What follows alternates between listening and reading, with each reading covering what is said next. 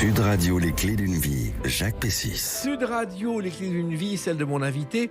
Chanter la reconnaissance d'un autre vous a apporté celle du public. Votre voix vous a porté bien au-delà de nos frontières. Fêter votre jubilé représente pour vous un moment jubilatoire. Un de plus. Bonjour Anne-Marie David. Bonjour Jacques, bonjour à tous. Quelle joie de vous retrouver parce que on vous connaît, vous avez fait le tour du monde avec vos chansons. Vous aviez un peu disparu des antennes, Oui. vous êtes revenu. Et là, sur une compilation, enfin même un coffret, avec 50 ans de chansons, 65 de vos chansons. Ça va permettre de visiter votre parcours à travers les clés d'une vie et des dates clés et d'évoquer des chansons que le monde entier connaît. D'accord ? Avec grand plaisir, au contraire. Alors, ce disque sort chez Marianne Mélodie, et des mélodies, il y en a plein dans cette émission, à travers des dates. La première date que j'ai trouvée, Anne-Marie David, c'est le 10 août 1969. C'est votre première télé. C'est une émission à Hérouville, chez Michel Magne, et on entend cette chanson. Il suffit d'un amour pour qu'un garçon au clair de lune. Ça s'appelle Un pique-nique du dimanche, et vous chantez dans le parc d'Hérouville, vous vous en souvenez ? Oh, très bien, parce que j'ai habité à Hérouville chez Michel Magne pendant 1 an et demi. Oui. Vous étiez arrivé comme ça Oh, je suis pas arrivée comme ça. En fait, j'ai un jour, parce que mon père en Provence recevait beaucoup de musiciens, de gens qui passaient par là. Et en fait, un jour, je me suis retrouvée avec quelqu'un qui était un de ses producteurs de films.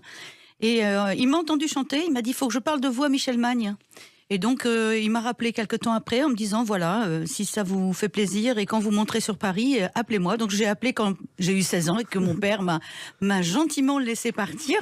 Et je me suis retrouvée effectivement à être auditionnée par Michel Magne. C'est là que j'ai rencontré Bernard Dimet, j'ai rencontré des gens magnifiques. Voilà, Michel Magne, qui était un compositeur fabuleux, Oui. il a fait des musiques de films très célèbres, Un singe en hiver, Les tontons flingueurs, Tout le monde il est beau, tout le monde il est gentil. C'était un véritable musicien de génie. Complètement. Et c'est quelqu'un qui avait... il vivait pour la musique, hein. Complètement. D'ailleurs, il a fait son studio qui était sa vie. À Hérouville. Et il a eu des problèmes, et ce qui a mis fin prématurément à ses jours. Alors, vous êtes née Anne-Marie David à Casablanca, mais je crois que vous avez grandi plutôt du côté de Strasbourg. C'est pas le même climat. Alors en fait, mon papa était dans la police. Alors c'est vrai que quand les événements se sont précipités dans les années en 61, fin 61, et que donc il a été obligé de demander sa mutation, on lui a donné comme mutation française Strasbourg. Donc c'est le grand écart. C'est vrai qu'on est resté là-bas pendant 4 ans. Moi j'ai adoré Strasbourg. J'ai beaucoup aimé les gens. J'ai beaucoup aimé les gens que je voyais là-bas.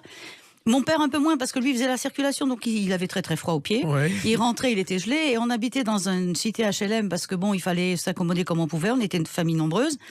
Et c'est vrai que dès qu'il a pu demander sa mutation pour ailleurs, il l'a demandé, et c'est là qu'il a obtenu Arles. Mais j'ai fait mon cours, mon CE1, CE2, CM1, CM2 à Strasbourg. Et en chantant déjà à l'école ? Ah, beaucoup. Je m'étais inscrite chez les Jeannettes, je crois aussi. J'ai toujours aimé ça, hein.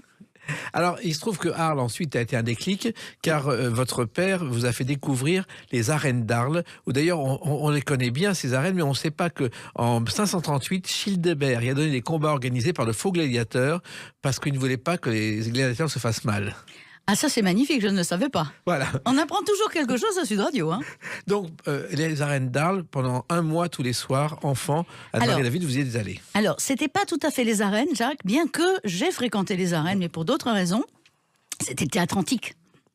Et ce théâtre antique est magnifique, c'est un théâtre romain. Oui. Donc pareil. Mais par contre, c'est magique, quoi. Quand on voit la lumière, quand on voit la nuit qui descend, et puis tout d'un coup, la lumière qui arrive, et puis ces comédiens qui entrent sur la scène comme ça, mais ça m'a frappé. J'avais vraiment envie d'être là. Oui, parce que tous les soirs, votre père était là. Oui. Et il Pour faire le travaillait. service d'ordre. Voilà. Et en même temps, vous avez découvert les classiques du théâtre. Ah oui, j'ai commencé par Ruy Blas de Victor Hugo. Et après, après à l'école, évidemment, comme j'étais en 6e, là, hop, je me suis mise à apprendre tous les classiques. Alors, pour la petite histoire, je ne l'ai jamais dit, mais ma maman me donnait tous les matins, j'étais demi-pensionnaire, et le bus nous prenait à 6h30 du matin, donc je me levais à 6h, et comme j'avais vite le temps de déjeuner, elle me mettait 50 centimes de francs sur la table tous les matins, et comme je voulais absolument, parce qu'il n'y avait pas d'argent chez moi, je voulais absolument me nourrir de théâtre, j'étais allée trouver le libraire qui était juste à côté de l'arrêt de bus, et je lui disais, j'avais vu, c'était la période où on mettait tu sais, comment on appelle ça? Les livres au pilon. Les petits livres de poche. Les livres de poche, oui. Et donc, les livres de poche, il y avait des étoiles. Oui. Chaque étoile faisait 50 centimes. Oui. Donc, quand je voulais 4 étoiles, ça faisait 4 pains au chocolat que je m'achetais pas, que je mettais de côté, et le vendredi soir, quand je partais, j'allais lui payer ce que je choisissais le lundi pour pas que quelqu'un d'autre l'achète. Voilà. Et je les ai tous gardés. Ça, et il y a aussi un autre faux que vous avez fait. On peut le dire maintenant, il y a prescription, Anne-Marie David, pour rentrer dans une école pour apprendre la chanson. Alors, c'était la maison des jeunes, parce qu'aujourd'hui, c'est un petit peu différent, mais à l'époque, c'était un endroit où on avait ce qu'on appelait des sections. Alors, vous aviez la section photo, la section musique, il y avait tout. Et moi, j'avais envie de faire du théâtre. Et donc, je suis allée voir le directeur, qui vit toujours d'ailleurs, qui en rit toujours. Et quand il m'a vu arriver, il me dit, voilà, qu'est-ce que tu veux ? Je dis, je voudrais prendre ma carte de la maison des jeunes. Et là, il me dit, mais oui, mais aucun problème, quel âge as-tu ? Sentant le piège monter, je lui dis, il faut avoir quel âge ? Et il me dit 13 ans. Là, je le regarde d'un air très, très, très entendu. Je lui dis, mais j'ai 13 ans. Là, il rigole. Il me dit, bah, écoute, si tu as 13 ans, c'est pas compliqué. Tu reviens avec le papier de ton papa, de ta maman, qui dit que, effectivement, tu as 13 ans. Donc, je suis arrivée chez moi. J'ai pris le livret de famille de ma mère. Et bon, à la Ronéo, les mauvaises Ronéo qu'on avait à l'époque, parce qu'il n'y avait pas aujourd'hui, on pouvait pas bidouiller comme aujourd'hui. Eh ben, j'ai fait une photocopie très, très mauvaise qualité et j'ai carrément, avec mon stylo, changé mon année de naissance. Quand il a vu ça, il a beaucoup ri. Il m'a dit, OK, tu as 13 ans, voilà ta carte. Et c'est comme ça que ça a commencé. Et vous avez commencé à monter des spectacles. Oui. Et le premier spectacle, et il a été très important, c'est aux arènes de Fontvieille, Anne-Marie David. Oui. J'avais envie de faire beaucoup de choses. En fait, je crois que j'aimais la comédie musicale avant l'heure. Et j'ai toujours pensé que j'étais pas née dans le bon pays pour ça. Oui. Et donc, il a fallu que j'attende 1972 pour la découvrir. Mais c'est vrai qu'à ce moment-là, la danse m'intéressait. J'étais très bonne en gymnastique. Bon, je prenais pas de cours de danse parce que chez moi, il n'y avait pas l'argent pour ça. Mais j'avais une amie qui en prenait. Et elle m'a formée à la danse classique, ce qui fait que j'ai appris la danse classique aussi.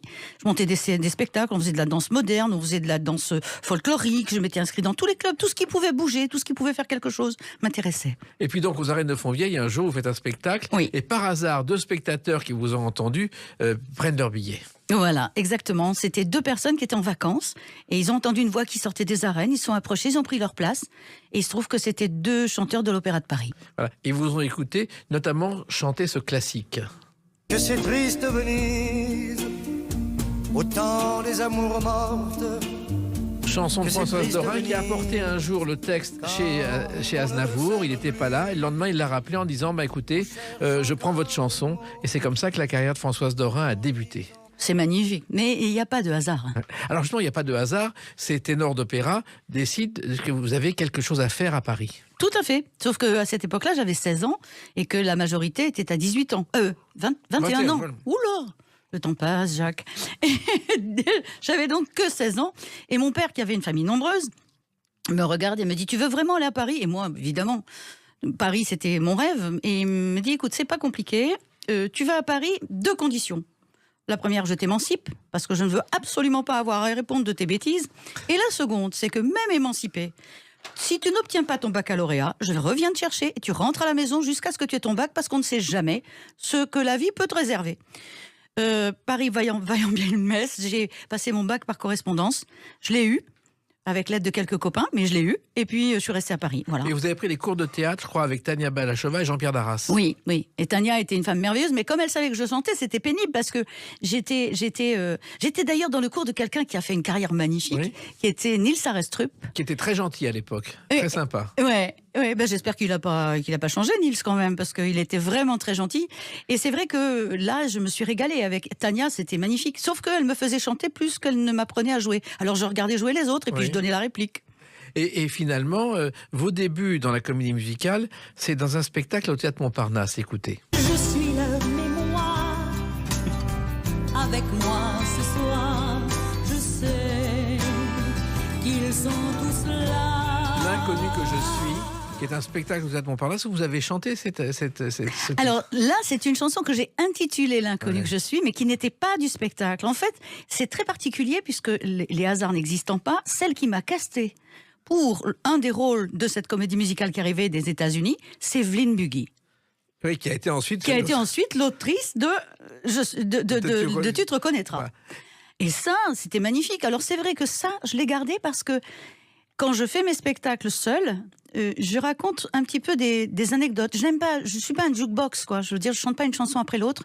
J'aime impliquer le public, je lui raconte ma vie, je lui raconte des anecdotes, je pose des questions, et en fonction des réponses, j'adapte mon dialogue avec lui, et je commence toujours par l'inconnu que je suis, parce qu'effectivement, en France, je suis une inconnue, malgré la carrière que j'ai eue. Oui. Et je termine toujours par ma voix, puisque c'est grâce à elle que j'ai toujours la possibilité de faire mon métier. Voilà. Mais l'inconnu que je suis, ce spectacle, finalement, c'est un spectacle qui n'a pas marché longtemps. Ils avaient oublié la promo. Ça, tout simplement. C'est bête. Ils avaient oublié la promo. Alors donc, je me rappelle, j'avais Pierre Hébrard qui était mon directeur artistique à l'époque. Il vient me trouver, qui me dit: Anne-Marie, est-ce que vous m'autorisez à aller postuler pour vous? Il y a une comédie musicale qui se monte. Ils n'ont pas encore trouvé Marie-Madeleine. Ils ont auditionné 600 filles. Oui. Et j'ai dit oui, bien sûr, Pierre, allez-y. Donc Pierre est allé, et puis Et voilà. on va en reparler tout à l'heure. Mais surtout, cet inconnu dans la maison, j'ai cherché les archives, il n'y a rien qui existe. Alors, il y a en français, non. Non. Il y a les versions américaines, et je pense que compte tenu du sujet que ça traitait, c'était complètement d'actualité, puisque ça parlait exactement de ce que les enfants et les ados vivent aujourd'hui, c'est-à-dire la drogue, le sexe, les parents absents, la maltraitance.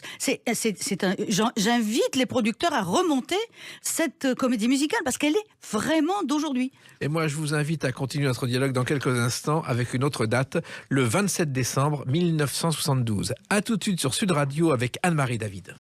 Sud Radio, les clés d'une vie, Jacques Pessis. Sud Radio, les clés d'une vie, mon invité Anne-Marie David, le retour avec cette compilation chez Marianne Mélodie, 3 CD, le coffret d'or, 50 ans de chansons, des chansons effectivement que vous avez interprétées très jeune, on a évoqué vos débuts à Arles, et puis il y a une date importante dans votre vie, c'est le 27 décembre 1972, vous êtes marraine à Lille de la 3e chaîne. C'était magnifique. J'ai rien demandé. Et en fait, c'est le président de l'époque, Arthur Comte, qui m'a choisi. Avec sa faconde, il m'a parlé comme ça, c'était extraordinaire. Et pourquoi il vous a choisi? Je ne sais pas. Il m'a dit: j'aime beaucoup ce que vous faites. Voilà, ça a été son seul mot de bienvenue. Alors, vous vous retrouvez à Lille comme marraine de cette chaîne régionale. D'ailleurs, au départ, c'était une chaîne culturelle. Ça faisait, depuis 10 ans, on en parlait. Et ils ont finalement transformé ça en chaîne régionale. Et à l'époque, les programmes durent 3 heures par jour et 26% de la population peut les regarder seulement. On ne peut pas l'imaginer aujourd'hui. Non, absolument pas. Et là, donc, vous dites que quelque chose va changer à la télévision. Finalement, vous êtes en avance sur votre temps. Complètement. Mais il y a plein de choses comme ça que je revisite dans cette année pour mon jubilé, et je me dis, c'est drôle, tout était déjà annoncé. C'est fou, hein? Oui. Alors, justement, cette année-là, vous débutez vraiment avec cette chanson dont on a parlé. Ça finit par être drôle de me voir jouer ce rôle, moi qui n'ai jamais donné. Alors finalement, Jésus-Christ Superstar, où jouait le rôle de Marie-Madeleine, c'est l'ancêtre des comédies musicales d'aujourd'hui, Anne-Marie David. Oui, parce que c'était la même productrice qui avait produit Air, qui avait produit Godspell, et ensuite qui a amené directement Jésus-Christ Superstar à Paris, puisque normalement, le circuit, c'était pas ça. Le circuit, c'était les États-Unis, puis ensuite la création à Londres, et ensuite en France. Il faut savoir qu'Annie Farg, qui était la productrice, Oui. elle avait commencé à Broadway en jouant des séries. Elle avait fait une série qui avait eu beaucoup de succès, qui s'appelait Angels, et était revenue en France, et elle avait tous les contacts américains. Complètement. Et moi, quand j'ai auditionné, j'étais très impressionnée, parce que j'ai quand même auditionné devant Robert Stigwood, j'ai auditionné devant Anthony Bowles, qui était le directeur musical, Annie qui était là. C'est vrai que c'était très, très, très impressionnant. Ça s'est passé de manière incroyable. Mais alors 600, ça veut dire élimination chaque Non, fois. ça veut dire qu'ils avaient trouvé. Ce que m'a expliqué Annie après, elle m'a dit on avait trouvé le physique et pas la voix et pas le physique. Donc en fait, on cherchait les deux. Voilà. Et vous aviez les deux. Et justement, à l'époque, les comédies musicales américaines, on les montait rarement en France. Très rarement, parce que c'était des très gros budgets. Il y avait 90 musiciens sur scène. Et c'était au Palais de Chaillot. Au Palais de Chaillot, avant qu'on divise les salles et qu'on en fasse des petites choses. Mais nous, j'avais 2000 places. C'est fou, hein. Oui. Et là, se retrouver dans ce spectacle qui est difficile à chanter, c'était pas simple, c'était un travail de préparation. Un gros travail de préparation, en fait pas tant que ça. Là où c'était compliqué, c'est qu'on était tous sur scène en même temps et qu'il y avait une partie technique très très lourde qui était par exemple qu'on arrivait du fond de la scène ou des coulisses, mais il fallait que les techniciens qui étaient à l'époque au Palais de Chaillot se répartissent le nombre de micros filaires, puisqu'on n'avait pas de micro de sans fil. C'est-à-dire que vous aviez un micro à la main. À la main, avec le fil qui allait bien. Ce qui fait qu'il m'est arrivé une fois ou deux, je suis sortie en rage parce que ils étaient en train de taper la belote dans les coulisses et ils avaient oublié qu'il fallait qu'ils nous préparent la séparation des micros. Je me suis retrouvée à chanter au fond, dans l'ombre, alors que normalement j'étais dans un halo de lumière qui était dessiné par la mise en scène, quoi. C'était impressionnant. De la même manière que Daniel Beretta s'est retrouvé un jour, quand on montait la croix avec un vérin, ils ont fait en plus sur le bouton sans vérifier que ça montait pas ça lentement, et Daniel a failli descendre de la croix beaucoup plus vite qu'il y était monté. Une autre fois, c'est Judas qui s'est retrouvé en parachute depuis les cintres à 18 mètres de haut quand même. Hein. Oui. Heureusement qu'il était attaché avec une corde de sécurité, il s'est retrouvé la tête en bas. Enfin, c'était des trucs, on les attrapait après, on avait envie de les tuer, quoi, parce que c'est dit, mais c'est pas possible, vous êtes là pour quoi faire, quoi. Daniel Beretta qui jouait le rôle de Jésus. Ancien élève du Petit Conservatoire, oui. Un des élèves favoris de Mireille, puisqu'il vivait chez elle à la campagne 12 mois sur 12 pratiquement. Et ça a été une aventure, ça a très bien marché, mais en même temps, c'était un risque énorme, cette comédie musicale. C'était un très gros risque à 2 titres. D'abord parce que financièrement, c'était très cher. Mais je pense qu'Annie, là, elle était tout à fait prête à jouer le jeu. C'était pas ça qui l'impressionnait. C'était surtout que la version de Jésus-Christ Superstar prenait le problème, je dirais, d'une manière... Et j'ai eu l'occasion d'en parler sur RCF, qui est la radio du Vatican. Donc, j'en parle très librement. On ne peut pas imaginer que la voix du Christ et le message du Christ ait pu être ce qu'il a été s'il n'y avait pas eu un Judas. Voilà. Et là, c'était simplement le plaidoyer de Judas en disant à Jésus, mais pourquoi tu m'as choisi moi? Je t'aime et tu m'obliges à quelque chose sans laquelle tu ne seras jamais celui que tu vas devenir dans l'avenir. Et ça a dérangé. Mais Judas, le soir, au TNP, était entouré par des gens parce qu'on voulait lui casser la figure. Enfin, c'était impressionnant. Nous, on nous aimait. Daniel et moi, on était portés au pinacle. Et puis, alors, le pauvre Judas, lui, il se cachait pour partir parce que sinon... Mais il y a eu des fois où, dans le hall de l'entrée, il y avait les pros et les antis. Un peu comme aujourd'hui, vous savez, ceux qui rentrent, là, qui foutent un peu le bazar partout. Mais il y avait la même chose. Mais ça a été un immense succès, totalement oublié aujourd'hui. Oui, je comprends pas pourquoi. Alors moi, je l'oublie pas, parce que j'ai eu la chance avec Pierre Delanoë, qui a été le directeur d'Europe 1 à l'époque. Il a eu, on s'est retrouvés très peu de temps avant sa disparition, et il m'a dit, je te dois beaucoup. Je vais t'offrir quelque chose. Il m'a offert l'original de la première de Jésus-Christ Superstar. Je suis la seule à avoir l'intégrale de l'enregistrement. Je voudrais trouver quelqu'un qui le sorte, mais il faudra l'autorisation d'Europe 1, bien sûr. Bien sûr, mais ça c'est facile d'avoir l'autorisation. En plus, vous avez doublé les chansons du film, il y a eu le film derrière. Oui, alors normalement, alors là aussi c'est très drôle parce que comme ils ont aimé ce que j'avais fait en France, ils voulaient que je fasse le rôle à Londres. Oui. Mais le problème c'est qu'à Londres, c'est pas comme en France. Il y a des syndicats qui sont pas du tout bidon. Ils sont, c'est comme ça et c'est pas autrement. Je n'avais pas le droit parce que j'étais française et ils ont voulu une distribution totalement britannique. Donc je n'ai pas fait le rôle à Londres. Idem quand il a fallu faire le rôle au cinéma, puisque j'étais pressentie pour faire le rôle de Marie-Madeleine aussi au cinéma. Et là, c'est les syndicats américains qui ont dit « No way ». En revanche, vous avez fait Et j'ai fait le doublage de... Oui, j'étais ravie de le faire, hein. Mais c'est vrai que dans le film, j'aurais bien aimé jouer le rôle quand même. Vous avez fait d'autres choses, notamment des disques, et il y a une des premières chansons qui vous ressemble, Comme une enfant. Comme une enfant qui vient de voir le jour, je suis née de ton amour, et je te dois mon premier cri de joie. Comme une enfant qui vient de voir le jour. Des chansons avec des paroles et des musiques. C'est rare aujourd'hui, finalement, Anne-Marie David. Alors moi, ça me désespère parce que j'avoue que j'écoute plus rien. Ouais. Parce que quand j'écoute quelque chose, j'aime bien écouter, moi, sans voir. Parce que je me dis que si ce que j'entends me séduit, je poserai la question de savoir qui c'est. Le problème, c'est que quand j'écoute la radio, tout le monde chante pareil, aussi fort, quelquefois pas très bien. Des textes insipides où ça ne veut rien dire, des gimmicks de 3 secondes qu'on répète pendant 3 minutes. Pour moi, c'est pas ça une chanson. Chanson, c'est harmonieux, c'est une recherche. C'est d'ailleurs pour ça qu'on ne vend plus rien à l'étranger. Oui. Parce que les étrangers aiment la chanson française. Et moi, quand je vais à l'étranger, on me chante les chansons en français qu'ils connaissent. Mais je peux vous donner ma parole que partout où je suis allée, j'ai fait des tests. Je ne donnerai pas de nom par respect pour ceux qui n'en méritent pas. Mais ils sont inconnus. Oui. Vous savez, Aznavour disait chanson française, c'est un pléonasme. C'est ça. C'est exactement ça. Alors, le plus dur était de trouver une maison de disques parce que Barclay n'a pas voulu de vous au départ. Et c'est pas tout à fait ça. C'est-à-dire que Barclay voulait. J'entrais en concurrence avec une artiste que j'ai adorée qui était Mireille Mathieu. Oui. On adore encore. Oui, bien sûr. Qui, elle, par contre, a fait une vraie carrière à l'international.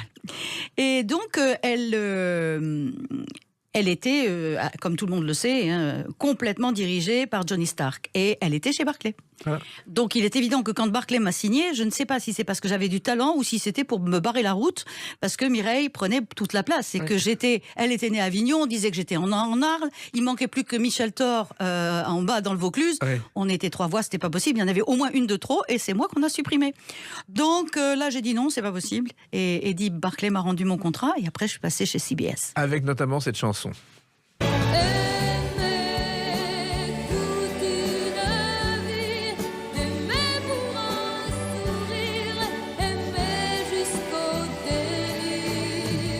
Première chanson de Daniel et Richard Seff, alors qu'ils avaient débuté avec Gérard Lenormand et qui ont fait carrière depuis. On en a parlé avec Richard Seff voici quelques jours au micro des Clés d'une vie.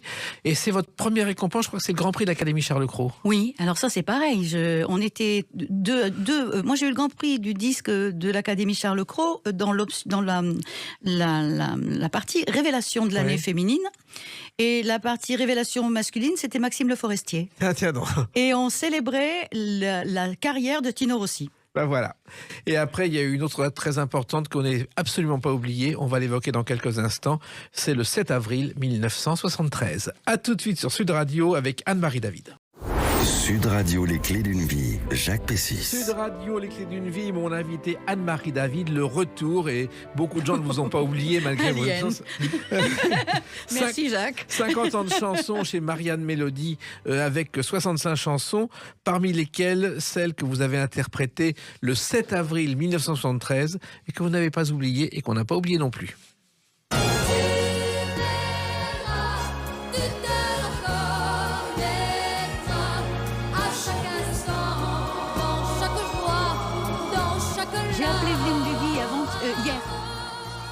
C'est extraordinaire cette chanson, tout le monde la connaît encore aujourd'hui, Anne-Marie David. Alors ça c'est un miracle. J'avoue que je pense parce que j'ai eu Evelyne Bugui hier au téléphone, je voulais absolument la remercier de tout ce qu'elle m'a apporté et de ce que je garde à partir de cette chanson qu'elle a écrite pour moi.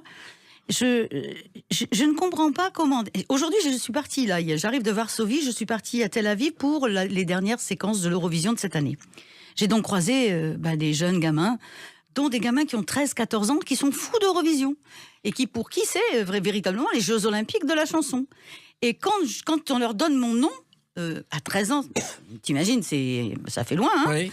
Eh bien, ils me tombent dans les bras en me disant « Mais vous êtes notre légende d'Eurovision, on est tellement heureux, on vous aime. » Et quand je leur dis « Allez, maintenant, j'ai besoin du plus grand cœur qu'on puisse m'offrir, c'est-à-dire vous », ils chantent ma chanson en français, en anglais, en allemand, en italien, peu importe, là où je suis, ils la chantent. C'est là où je me dis que c'est important qu'un texte veuille dire quelque chose. C'est pas un gimmick. Une chanson, c'est un costume. C'est un vêtement. Il faut qu'il soit fait pour la personne qui va le porter.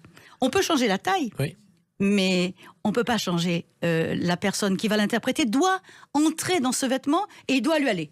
Ce qui n'est malheureusement pas le cas. Voilà. Alors, j'en reviens à ce 7 avril. On est au Luxembourg. Oui. Vous avez été choisi pour représenter la France à l'Eurovision. Vous allez avoir 129 votes sur 160 possibles. C'est 81% du maximum, ce qui est un record absolu. Et vous gagnez avec Tu te reconnaîtras. Vous vous souvenez de l'instant où vous avez gagné de cette journée ? Alors, oui, je m'en souviens. Je m'en souviens d'autant plus que je n'avais pas réalisé parce que, on était dans le public, nous. Donc on regardait les tableaux et on regardait les votes monter, etc. Et j'étais entre Massimo Ranieri, qui représentait l'Italie, et Ben Kramer, qui représentait la Hollande. Et on voit les comptes qui montent. Et puis alors évidemment, j'étais en danger parce que Monsedades avec Eres Tu, et pour l'Espagne, Ouais. était très, très, très dangereux. J'avais Cliff Richard, qui était quand même pas bien loin non plus. Oui, et d'ailleurs, il a passé sa soirée dans les toilettes de peur de ne pas avoir le prix. Il s'est caché. Mais on s'est retrouvés plusieurs fois après avec Cliff et il était très gentleman. Très, très, très. On s'est vu très souvent et c'est vraiment quelqu'un que j'aime énormément. Et donc, on était en train de regarder les votes et on voit les votes et on voit les votes et ça monte et ça monte et ça monte et puis tout d'un coup, on voit, ça clignote. 129 points, Luxembourg. Et puis moi, je dis, oh, c'est formidable, Luxembourg a gagné. Et je ne bouge pas de ma place. Et là, Massimo et Ben me font ça avec le coude et me disent, mais oh chérie, tu dois y aller, c'est toi qui as gagné. Et là, je réalise que Luxembourg, c'est moi. Et c'est impressionnant. D'ailleurs, si on regarde l'original de la séquence, je titube, comme si j'étais saoule. Mais en fait, j'avais pas bu, hein. Non. J'étais juste tellement bouleversée de savoir que, oui, finalement, je l'ai eu, quoi. Et que je suis arrivée, et d'ailleurs, Elga Guiton, qui était la présentatrice luxembourgeoise, on est tombés dans les bras l'une de l'autre, elle pleurait autant que moi. C'est vrai que c'était émouvant, oui. Mais vous ne pensiez pas à cette victoire? Ah, je suis venue pour gagner quand même, Oui. si. Ah si, j'aurais mal vécu de pas gagner, mais en l'occurrence là, quand ça vous arrive, même si vous voulez vraiment gagner, il se passe quelque chose de différent. Alors, ce qui est étonnant, c'est que la première surprise, ça a été votre sélection. Vous n'y croyez pas au départ, Anne-Marie David. Ben, c'est vrai que j'y croyais pas. C'est qu'en fait, quand la sélection pour être sélectionnée à l'Eurovision, là, le Luxembourg m'a choisi. Et il m'a choisi le soir de la première de Jésus-Christ Superstar. C'est après, quand j'ai représenté la France, que je suis passée par les élections. Mais je pense qu'on les sélections, et on en reparlera tout à l'heure. Mais là, pour le Luxembourg, il m'avait choisi à la sortie du spectacle de Jésus-Christ Superstar. C'était ça qui était magique. Ils ont frappé à ma porte et Annie Farg m'a dit, ou vous sortez ou vous êtes viré. Voilà. Donc, Et- je suis sortie. Et moi, j'étais à l'époque à RTL, je me souviens avoir croisé Roger Crécher, directeur des variétés, en disant « Cette chanson va gagner ». Il me dit « Ça ne marchera jamais ». Il s'est trompé. Alors, c'est marrant que tu me dises ça parce que figure-toi que dans la promotion, ça c'est très très drôle, dans la promotion évidemment tout le monde sait que Radio-Télé Luxembourg c'était à Luxembourg Oui. et que donc par décence, même si c'est Paris qui m'avait choisi, on est allé avec Jean-Jacques Souplet, mon directeur artistique, etc. à Luxembourg rencontrer le grand patron de Radio-Télé Luxembourg qui me reçoit dans son bureau, très gentil, chaleureusement, etc. Et bon, au bout d'un moment, il me félicite, il me dit bravo, mais il me dit je dois vous dire quelque chose, je n'aime pas du tout ce que vous faites. Et là, je regarde Jean-Jacques Souplet, mon directeur artistique, je dis mais il est sérieux? Non, mademoiselle, je n'aime pas du tout cette chanson, je n'aime pas du tout ce que vous faites. Il s'appelait Monsieur Grasse. Oui. Je m'en rappellerai toute ma vie. Je suis partie dépitée de là. Quand je suis sortie, je me suis tournée vers le logo de RTL et j'ai dit je vais te la ramener ta victoire. Tu vas voir si tu vas pas aimer ma chanson. Et vous avez gagné. Ouais. Le disque s'est vendu immédiatement à 1 million d'exemplaires en France. En français, oui. Oui, et il y a eu des versions étrangères, dont celle-ci. You and I, we had a dream to fly. Wonderful dream, beautiful dream. Don't let it die. Version qui figure dans cette compilation de Marianne Mélodie, Oui. ces autres chansons. C'est vrai que vous l'avez enregistré en plusieurs langues, en anglais, en allemand, en italien, en 8 langues, je crois. Non, je l'ai enregistré en français, anglais, espagnol, italien, allemand et turc. Voilà. Et c'est vrai que ça a été un succès partout. Partout. Et encore aujourd'hui, il y a des gamins qui postulent pour The Voice, la plus belle voix du monde, en fait, tout ce que vous voulez dans différents pays du monde. Et ils prennent, tu te reconnaîtras. Et comme par hasard, quand ils ont pris cette chanson, ils m'envoient un message en me disant grâce à vous, grâce à votre chanson, j'ai gagné. Elle est magique. Mais elle est magique et surtout votre voix est magique parce que finalement, c'est une voix qui aurait pu être une voix d'opéra. Alors, maintenant, ma voix a changé. Évidemment, avec l'âge, on prend un peu plus de profondeur dans la voix. Là, elle était très fraîche, Et c'est vrai que j'adore l'opéra. J'ai toujours aimé l'opéra, vraiment. Puisque au départ, j'ai été formée par le chant classique. Et c'est aussi pour ça que je peux chanter encore aujourd'hui. Voilà. Alors, il y a ensuite d'autres tournées. Il y a au Japon le festival Yamaha où Oui. vous remportez un prix. Oui. Mais là c'est pareil. Alors c'est très étonnant parce qu'on vous envoie, on vous dit est-ce que tu voudrais pas faire le festival de Tokyo? Pourquoi pas? Je suis partie là-bas. Et d'ailleurs, c'est en allant à Tokyo que j'ai appris que j'étais une célébrité en Turquie et que j'ai fait mes tournées en Turquie. Oui, parce que justement, en Turquie, vous avez été et vous êtes toujours une star, un symbole de la chanson française, Anne-Marie David. Complètement, complètement. Peut-être aussi parce que j'y ai habité pendant 3 ans, que je parle un peu leur langue. Parce que quand on habite quelque part, moi j'aime bien comprendre ce qu'on me dit. Et j'apprends assez facilement les langues. Et donc en habitant là-bas, c'est vrai que j'ai lié beaucoup d'amitié, beaucoup de liens. Et puis j'ai travaillé beaucoup avec eux, pour eux. Et bon, cette année, il y a eu cette abomination qui était un tremblement de terre. Et ça m'a fait pleurer parce que quand j'y étais, il y en avait déjà eu un à côté d'Erzurum. Et c'est vrai que là, quand la terre tremblait, mais jusqu'à Izmir. Et j'étais dans la banque quand ça a commencé à trembler. Et là, je suis rentrée, quand j'ai vu le désastre à la télévision dans ma chambre d'hôtel, j'ai immédiatement appelé l'attaché d'ambassade d'Izmir, du consulat, pardon, qui est devenu un ami. Et je lui ai dit, débrouillez-vous comme vous voulez, il faut faire un concert pour les ambassades où toutes les ambassades doivent venir, je chante gratuitement. Tout mon orchestre sera gratuit, tout sera gratuit. Et avec l'argent, il faut envoyer de l'argent là-bas. Et on l'a fait. Les ambassades ont toutes participé avec des places dignes de Madonna. Et moi, j'ai pas pris un sou, évidemment, parce que c'était normal. Et puis, quelques temps après, une dame m'a téléphoné en me disant « Mademoiselle David, il faut absolument qu'on vous remercie pour tout ça.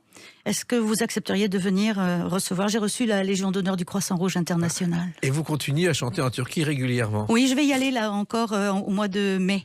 Et vous savez que, je sais pas, Johnny a chanté 2 chansons en turc, dont une qui s'appelle Pour tes yeux verts. Et Distel a chanté en turc aussi une chanson.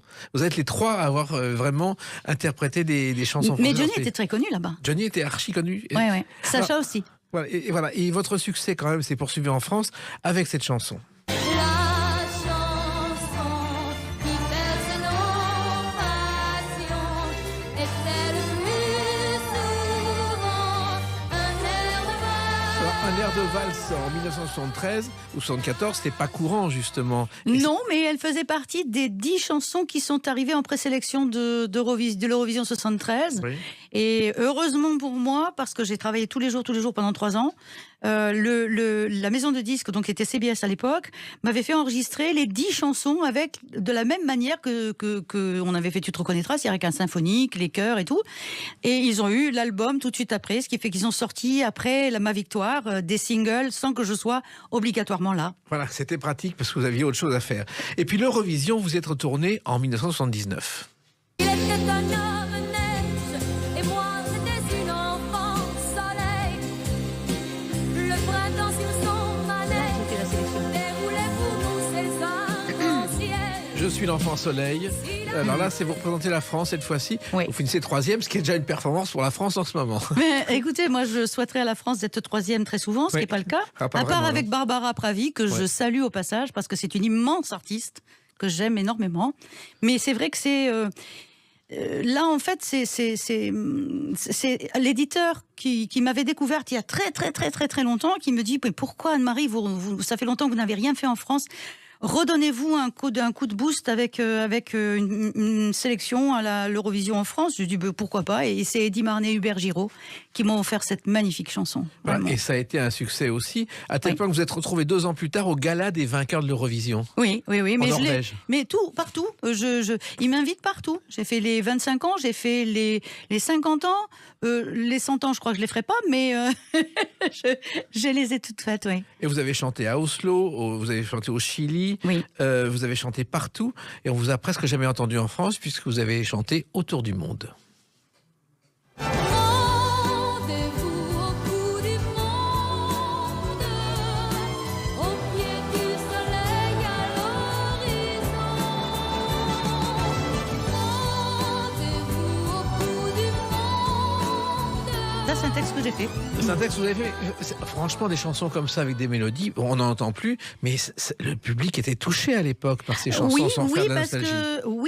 Parce qu'en fait, il y avait déjà il y a des thèmes qui sont des thèmes récurrents. Je veux dire, quand on parle d'amour, quand on parle de fraternité, quand on parle d'enfants, quand on parle de je pense qu'on peut toucher les gens avec beaucoup de choses. Après, c'est la manière dont on écrit le texte qui fait la différence et qui fait que le costume est fait pour vous parce que c'est dans votre personnalité ou pas. Mais je crois pas à l'improvisation dans ces cas-là. Et mon père, qui n'avait pas que des qualités, m'a par contre dit un jour, Anne-Marie, quoi que tu fasses, ne regarde jamais l'emballage et écoute dans le noir. Parce que si ce que tu entends, ce que tu goûtes te plaît, tu demanderas absolument à savoir qui, quoi, comment tu l'achèteras. L'emballage sans le contenu, on s'en fout. Exactement. Et pendant toutes ces années, vous avez beaucoup plus chanté dans le monde entier qu'en France. Oui, ben oui, pratiquement tout le temps. Oui, et sauf en 79, j'ai fait une très très grosse tournée avec Hugo Frey. Là, on avait fait 90 jours, 90 dates. Et j'ai même remplacé des artistes qui étaient en tournée et qui... Je fais plus que ça d'ailleurs, en fait. C'est-à-dire que vous n'avez pas arrêté, Non. à partir de Tu te reconnaîtras, à tourner dans le monde entier. Ben oui, notamment, les 3 années les plus fortes, je faisais 280 galas par an. Incroyable. Oui, mais Et vrai. on ne le savait pas. Non. Eh ben, on va le savoir maintenant avec une autre date, le 14 avril 2023. À tout de suite sur Sud Radio avec Anne-Marie David. Sud Radio, les clés d'une vie, Jacques Pessis. Sud Radio, les clés d'une vie, Anne-Marie David, mon invitée, avec ce coffret qui est sorti le 14 avril 2023. 50 ans de chansons, un coffret d'or, 3 CD, 65 chansons, 50 ans. Pardon, mais c'est passé trop vite. On dirait que c'était hier. C'est ce que je me dis aussi.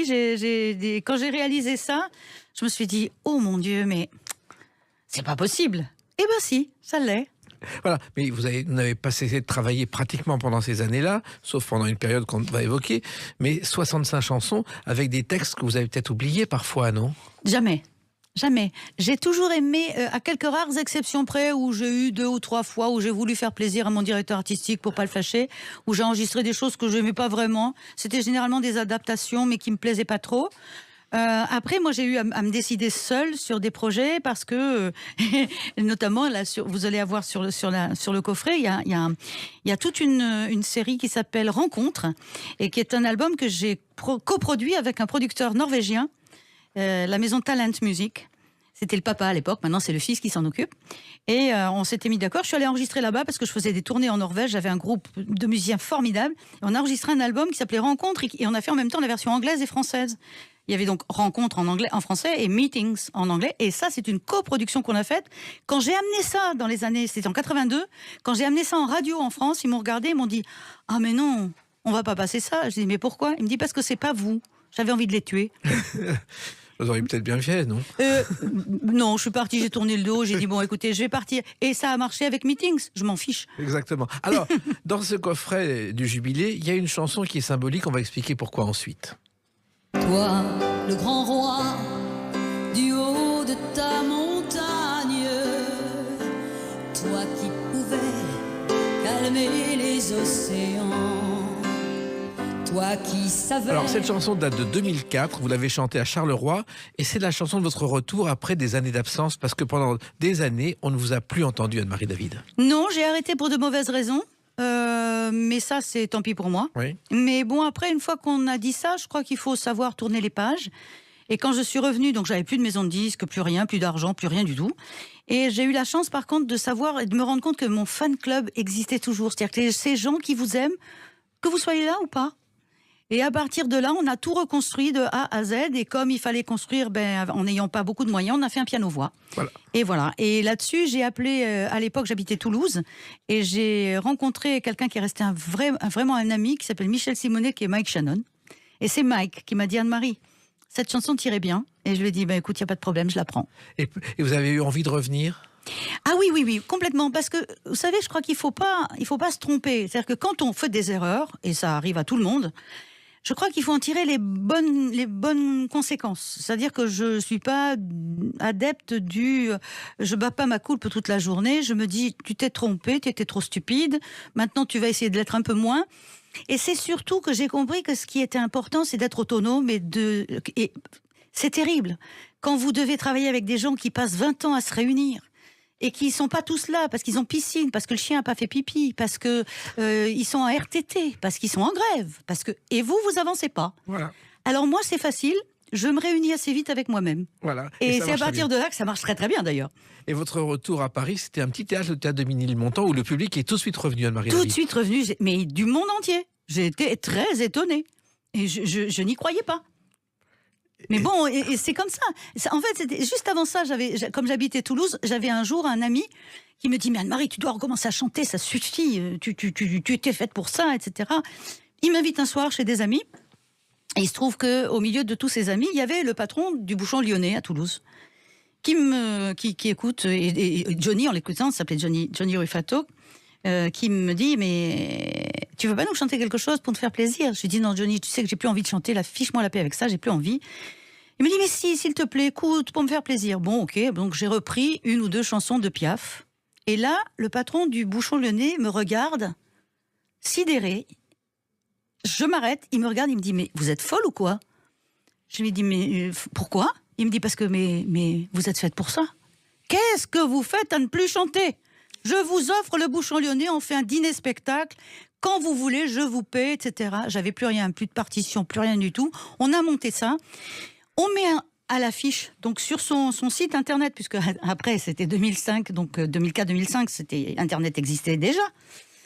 Et on met ça. 3 jours après, il m'appelle, il me dit tenez-vous bien, c'est complet. Pardon ?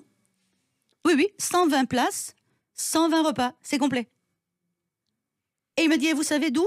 Les gens me demandent où ils peuvent aller à l'hôtel. Je dis, mais pourquoi ? Mais ça doit être des gens de Toulouse ou de... Non ! Ils viennent de Bruxelles, ils viennent d'Allemagne, ils viennent d'Italie, ils viennent du Portugal.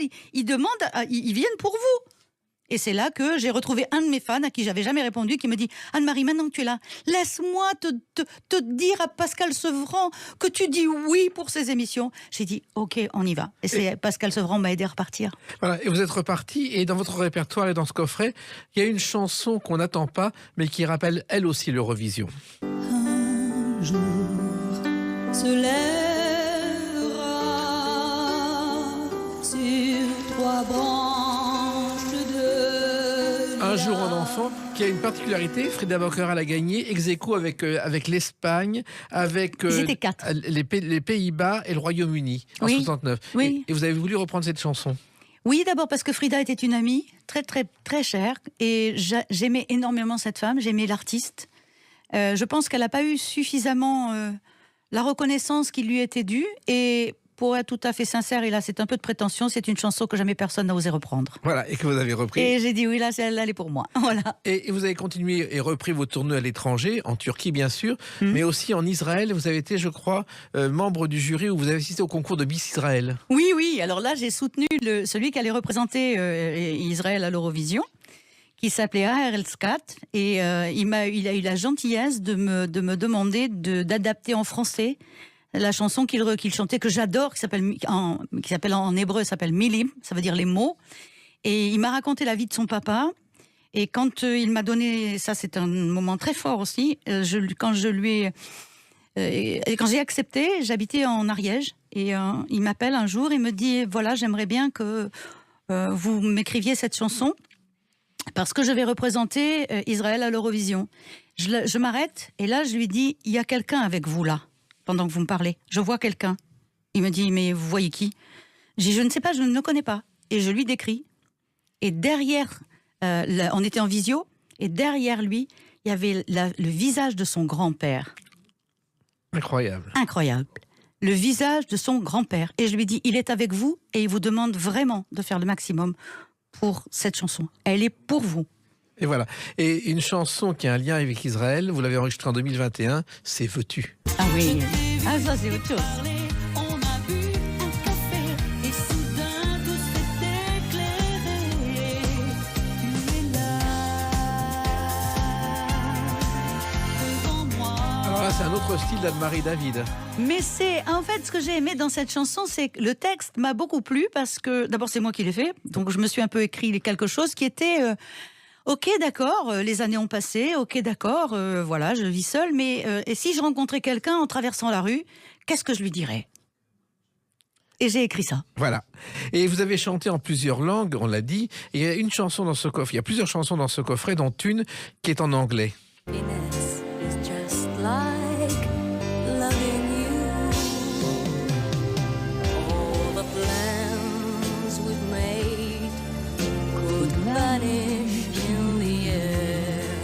Everything C'est une chanson magnifique. Alors, ça, encore une fois, je reprends ce qu'a dit le patron de Toulouse. Vous étiez fait pour la comédie musicale à Broadway, Anne-Marie David, avec cette chanson.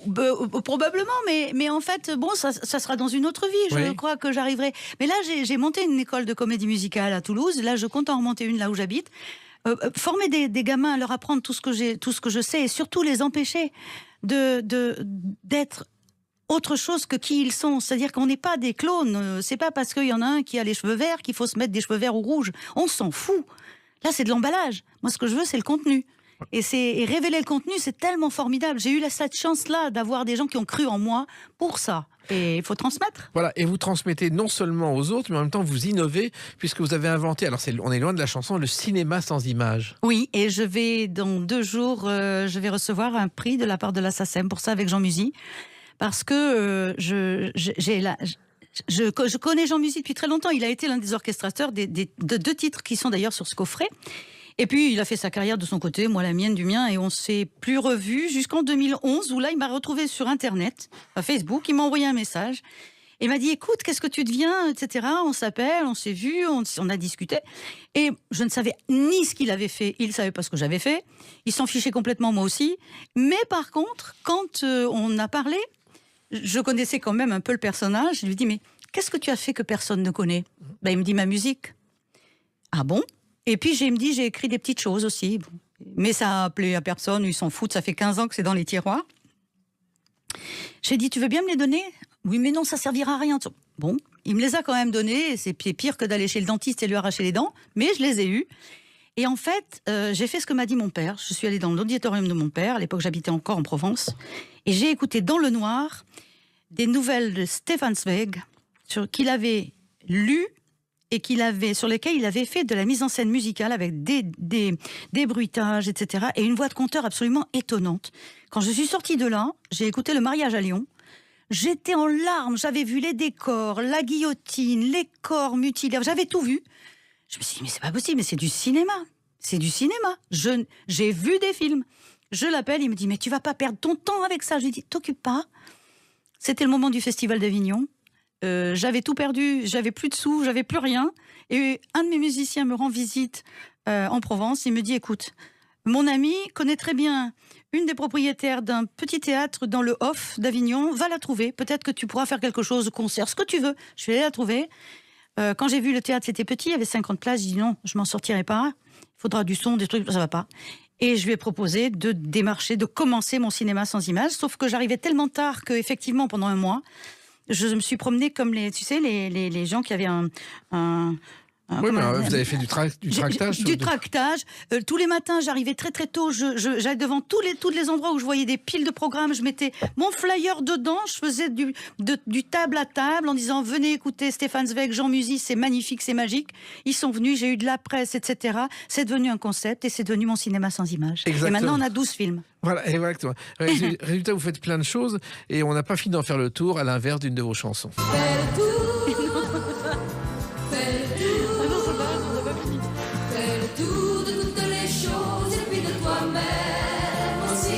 Alors, il se trouve que Fait le tour, c'est une des chansons, mais il y a encore une dernière chose que je voudrais évoquer, c'est un projet qui est un opéra, Edmund, dont vous avez écrit le livret.